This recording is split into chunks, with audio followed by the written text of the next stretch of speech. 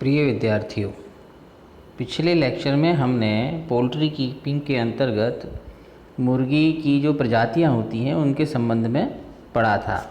जैसे कि मांस प्राप्त करने के लिए मीट टाइप होते हैं, अंडे प्राप्त करने के लिए एग टाइप्स होते हैं, दोनों चीज़ें प्राप्त करने के लिए ड्यूअल टाइप के फाउल्स होते हैं, खेल कूद में उपयोग में लाए जाने वाले गेम टाइप के फाउल होते हैं और मिनीचर टाइप के बैंटम फाउल होते हैं। फिर उसमें आगे एक्जोटिक ब्रीड्स कौन कौन सी हैं, अमेरिकन, एशियाटिक, इंग्लिश और मेडिटेरेनियन। तो इस तरह से अमेरिकन के बारे में हमने पिछली बार में पढ़ लिया था।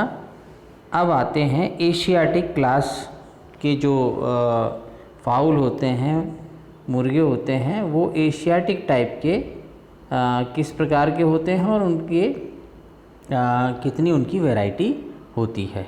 तो एशियाटिक क्लास के जो फाउल होते हैं उनको यदि डिवाइड करें तो वो प्रमुख रूप से 3 भागों में डिवाइड होते हैं, जिसमें पहला प्रकार है कोचीन फाउल। कोचीन जो स्थान है वहाँ के स्थान के नाम से उसको जानते हैं। और दूसरा जो फाउल है वो है ब्रह्मा फाउल।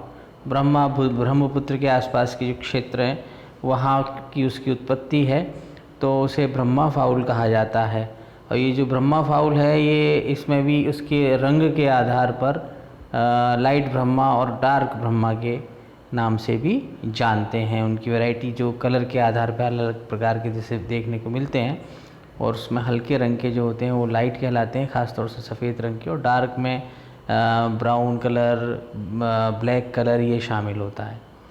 फिर उसके बाद लैंगशन वैरायटी आती है जो एशियाटिक वैरायटी है, और इसका भी उपयोग बहुत अधिक किया जाता है। ये जो एशियाटिक क्लास है, इस ब्रीड की उत्पत्ति एशिया महाद्वीप में ही हुई थी, यानी ओरिजिन इसका एशिया का ही है।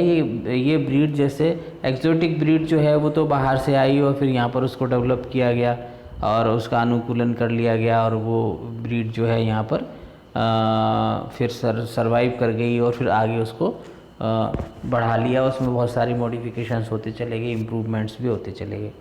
लेकिन ये जो एशियाटिक ब्रीड है ये इसकी उत्पत्ति एशिया में ही हुई है, और इनके शरीर का जो आकार होता है वो बड़ा होता है।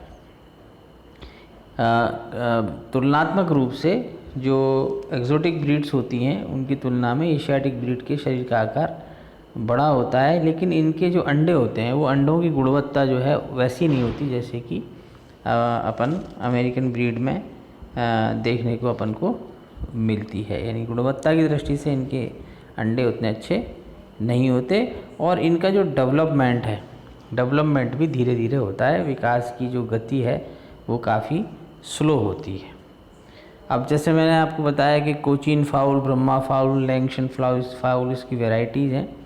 अब जो कोचीन फाउल है, कोचीन फाउल जो है वैसे लगता है जैसे कि इसके स्थान के आधार पर जो कोचीन में इसकी उत्पत्ति हुई होगी, लेकिन बेसिकली इसकी उत्पत्ति शंघाई में हुई थी। शंघाई फाउल के नाम से भी जाना जाता है, लेकिन इसको हमारे देश में भी और पूरे एशिया में इसको अनुकूलन इसका कर लिया गया है और इसका उपयोग किया जाता है। ख़ास तौर से इसका उपयोग मांस के लिए किया जाता है।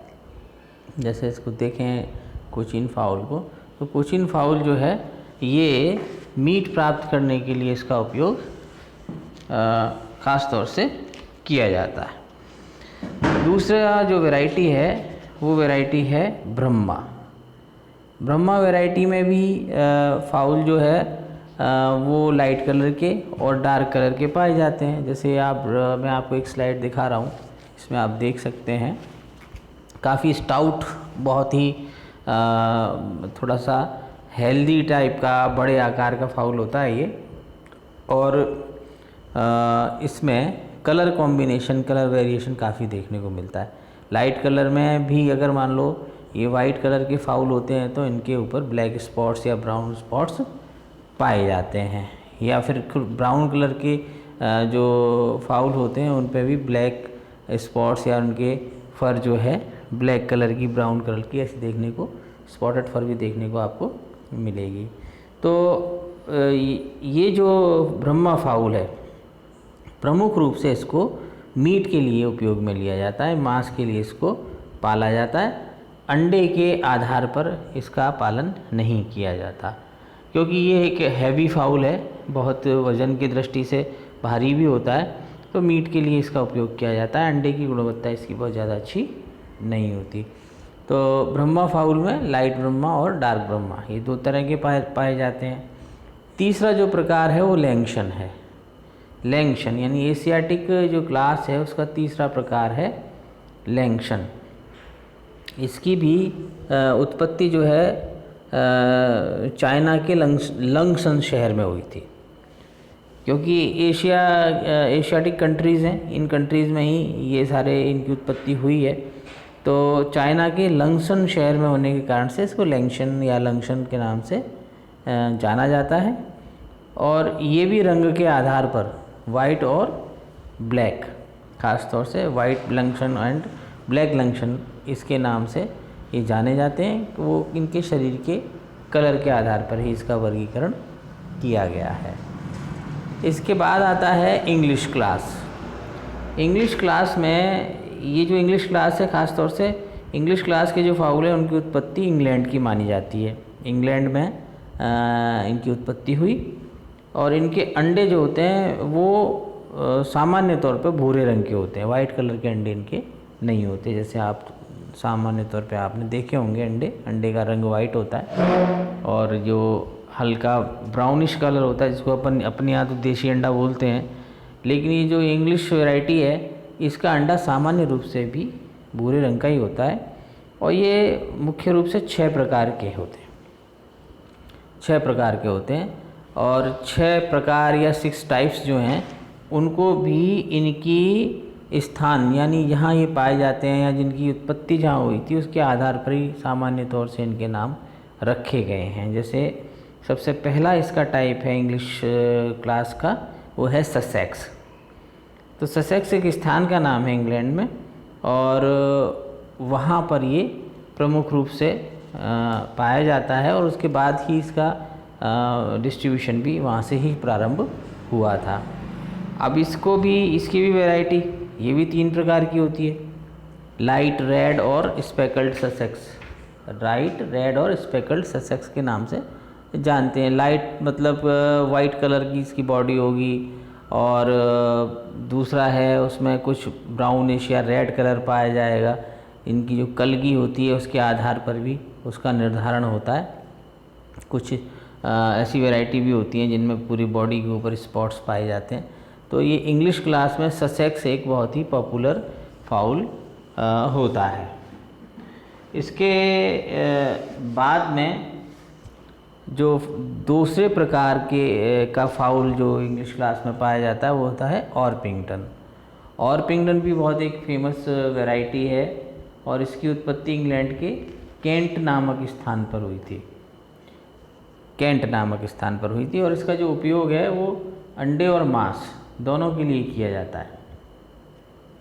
दोनों ही इससे प्राप्त किए जाते हैं। वैसे ये हैवी है, थोड़ा सा हैवी, इसकी बॉडी हैवी होती है, इसलिए अधिकांशतः मीट के लिए यूज़ करते हैं, लेकिन एग भी इसका अच्छी क्वालिटी का होता है और इसलिए इसको अंडे के लिए भी उपयोग में लिया जाता है।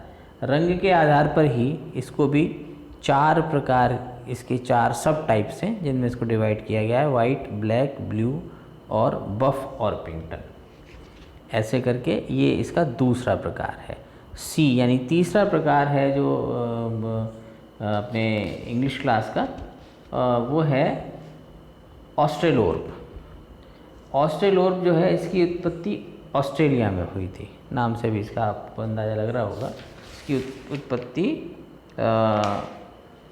ऑस्ट्रेलिया में हुई थी और जो प्रजाति जिससे ये आगे डेवलप हुए उसको ऑर्पिंगटन नाम से जाना जाता है। उत्पत्ति तो ऑस्ट्रेलिया में हुई, लेकिन ऑस्ट्रेलोर्प जो वैरायटी है वो ऑर्पिंगटन से उत्पन्न हुई। और ये जो ह्यूमिडिटी वाले क्षेत्र होते हैं या वो क्षेत्र जहाँ बहुत अधिक वर्षा होती है वहाँ ये पाए जाते हैं, वो स्थान इनके लिए उपयुक्त होता है। और इसको भी अपन दोनों रूप से इस्तेमाल कर सकते हैं। ये मांस और अंडे दोनों के लिए ही पाला जाता है, दोनों के उपयोग में लिया जाता है। ये तीसरी वैरायटी हुई। अब डी चौथी वैरायटी जो है वो कहलाती है इंग्लिश क्लास की कॉर्निश। ये मैं जो आपको स्लाइड्स दिखाता हुआ चल रहा हूँ, इन स्लाइड्स में इन ये अलग अलग जो वैरायटी है इनके रियल पिक्चर्स आप देख सकते हैं कि ये जो मुर्गे हैं या मुर्गी हैं ये किस प्रकार के दिखाई देते हैं। ख़ास तौर से इन सब का जो भी क्लासिफिकेशन किया गया है, वर्गीकरण किया गया है, उसमें प्रमुख रूप से दो चीज़ें रहती हैं। एक तो किस स्थान पर इनकी उत्पत्ति हुई है, कहाँ ये उत्पन्न हुए, वहाँ से इनका डिस्ट्रीब्यूशन वितरण प्रारंभ हुआ, और इनके शरीर की आकृति और रंग, उसके आधार पर इनकी टाइप्स जो हैं वो निर्धारित होती हैं। तो कॉर्निश जो है ये है डी यानी चौथे प्रकार का। इसका जो डेवलपमेंट है वो इंग्लैंड में क्रॉस ब्रीडिंग द्वारा किया गया था। ये कई क्रॉस ब्रीडिंग का मतलब है कि जब हम दो अलग अलग प्रकार की ब्रीड के बीच में अगर क्रॉसिंग कराते हैं तो उसके बाद जो उनकी संतति उत्पन्न होती है तो वो क्रॉस ब्रीड कहलाती है। तो क्रॉस ब्रीड का नतीजा कॉर्निश वैरायटी है और इसको अंडे और मांस दोनों के लिए ही उपयोग में लिया जाता है। अगली वैरायटी इंग्लिश क्लास में आती है डॉर्किंग। डॉर्किंग ये जो ससेक्स शुरू में देखा था ना, उसी के समान ये भी होता है। इसकी भी साइज़ जो है बॉडी का काफ़ी बड़ा होता है, हैवी इसकी बॉडी होती है और काफ़ी क्या कहते हैं मीट के लिए ख़ास तौर से इसका इस्तेमाल डॉर्किंग का किया जाता है। फिर आता है रेड कैप।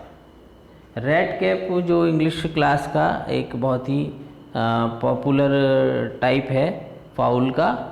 और रेड कैप इसके जैसे मैं आपको स्लाइड दिखा रहा हूँ, इसके आप दिख ही रहा होगा आपको, इसके सिर वाले क्षेत्र में एक लाल रंग की आपको टोपी जैसी संरचना दिखाई देती है। ये इसका बॉडी तो इसके मध्यम आकार की होती है, बहुत ज़्यादा हैवी नहीं होती और बहुत ज़्यादा लाइट भी नहीं होती, मध्यम आकार की होती है। लेकिन इसकी जो कलगी है वो टोपी जैसी होती है, ख़ासतौर से लाल रंग की और गुलाबी रंग की होती है। इसी के आधार पर इसको रेड कैप के नाम से जाना जाता है। तो ये जो कुछ वैरायटी हुई, ये वैरायटीज़ हैं इंग्लिश क्लास के अंतर्गत इनको रखा गया है। उसके बाद है मेडिटेरेनियन क्लास। मेडिटेरेनियन क्लास में जब जाएंगे तो ये जो ब्रीड है मेडिटेरेनियन के अंतर्गत जो पाई जाती हैं, इनकी उत्पत्ति यूरोपियन देशों में हुई है। इससे पहले जो हम क्लास पढ़ रहे थे ये इंग्लिश क्लास थी और उसके पहले एशियाटिक क्लास थी। तो इनकी उत्पत्ति किसी की जैसे इंग्लैंड में हुई तो वो इंग्लिश क्लास में आ जाएंगे, और एशिया में हुई तो वो एशियाटिक में आ जाएंगे, अमेरिका में हुई तो अमेरिकन क्लास में जाएंगे। मेडिटेरेनियन जो ब्रीड हैं उनकी उत्पत्ति सभी यूरोपीय देशों में हुई है। और ये मध्यम आकार के फाउल होते हैं, बहुत ज़्यादा बड़े भी नहीं होते, बहुत ज़्यादा छोटे नहीं होते, और वज़न की दृष्टि से भी ये मध्यम वज़न ही इनका होता है, लगभग 4 किलो के आसपास। और जो इनके अंडे होते हैं वो सफ़ेद कलर का उनका कवच होता है। ब्राउन बहुत कम देखने को मिलते हैं, मैक्सिमम केसेस में इनके अंडे सफ़ेद रंग के ही होते हैं। इनको भोजन की बहुत कम आवश्यकता होती है, ये एक विशेष फीचर है इनका, ये कम खाते हैं। तो कम खाने के कारण से इनका जो पालन पोषण है उसमें आर्थिक रूप से ये थोड़े से सस्ते पड़ते हैं। आर्थिक रूप से इनके ऊपर जो भोजन का खर्चा कम होने के कारण से लोगों को इनको पालने में थोड़ी सी सहूलियत रहती है, कठिनाई नहीं होती, क्योंकि इनका पालन पोषण महंगा नहीं होता। अब ये भी प्रमुख रूप से 3 प्रकार के होते हैं। लेगहॉर्न। अब लेगहॉर्न जो इनका पहला प्रकार है, इसकी उत्पत्ति हुई थी इटली में हुई थी, और उस क्षेत्र की सर्वाधिक प्रचलित ब्रीड है। जैसे मैं आपको स्लाइड दिखा रहा हूँ, ये लेगहॉर्न की स्लाइड आप इसमें देख सकते हैं। क्योंकि लेगहॉर्न भी 3 प्रकार का होता है, वाइट भी होता है, ब्राउन भी होता है, ब्लैक लेगहॉर्न भी होता है। तो ये 3 तरह के लगभग आपको अलग अलग इसके चित्र आप देख रहे होंगे। कलगी जो होती है बहुत विशेष प्रकार की होती है, तो ये लेगहॉर्न भी 3 प्रकार के होते हैं, वाइट, ब्राउन और ब्लैक लेगहॉर्न। तो मेडिटेरेनियन क्लास में सबसे पहला तो हुआ लेगहॉर्न, दूसरा है मिनोरका। मिनोरका नामक जो फाउल है, ये जो मिनोरका फाउल है, इसकी उत्पत्ति स्पेन में हुई थी। स्पेन नामक देश में इसकी उत्पत्ति हुई थी और ये काफ़ी हैवी फाउल माना जाता है, वज़न इसका काफ़ी होता है। और इसकी जो बाहर जो फर होती है, जो प्लूमेज कहलाती है, उसका रंग सफ़ेद भी होता है, काला और मिश्रित प्रकार का भी रंग इसमें देखने को मिलता है, ग्रे कलर जैसा कलर, इसको बफ़ कहते हैं। तो बफ़ प्रकार का रंग भी इसमें देखने को मिलता है। और सबसे बड़ी बात है कि इनका डेवलपमेंट जो होता है बहुत तेज़ी से होता है, यानी इनको डेवलप होने में सामान्य तौर पर दूसरे जो वो होते हैं उनकी तुलना में अधिक जल्दी इसका विकास होता है। तो जल्दी ही आपको ये अपने उपयोग के लिए उपलब्ध हो जाते हैं। मिनोरका के बाद अगली वैरायटी है एनकोना। मेडिटेरेनियन क्लास में पहला है लेगहॉर्न, दूसरा है मिनोरका, तीसरा है एनकोना। तो एनकोना में जो रखे गए हैं फाउल, इनकी उत्पत्ति इटली में हुई थी। ये भी इटली की एक बहुत कॉमन वैरायटी है लेगहॉर्न की तरह ही। और प्लूमेज का रंग जो है इसका ख़ास तौर से सफ़ेद होता है और इस पर स्पॉट्स पाए जाते हैं ब्लैक कलर के। तो एक ब्लैक स्पॉटेड बॉडी होती है, और लेकिन अगर इसकी तुलना करेंगे लेगहॉर्न से तो उसकी तुलना में ये लोग इसे कम पसंद करते हैं, लेगहॉर्न को ज़्यादा पसंद करते हैं। तो ये मेडिटेरेनियन जो इसकी वैरायटी है उसके हिसाब से हम उसको भी 3 भागों में हमने विभाजित किया, लेगहॉर्न, मिनोरका और एनकोना। तो कुल मिला के जो फाउल है, फाउल की वैरायटी, उनकी प्रजातियाँ कौन कौन सी हैं, ये मैंने आपको बताया। ख़ास तौर से इनके उत्पत्ति का स्थान, शरीर की आकृति, शरीर का वजन, उसका रंग, सर पे पाए जाने वाली कलगी आदि इत्यादि के आधार पर इनकी प्रजातियों का वर्गीकरण किया गया है। तो आज के लिए इतना पर्याप्त है, फिर अगले लेक्चर में आगे बढ़ेंगे। Thank you.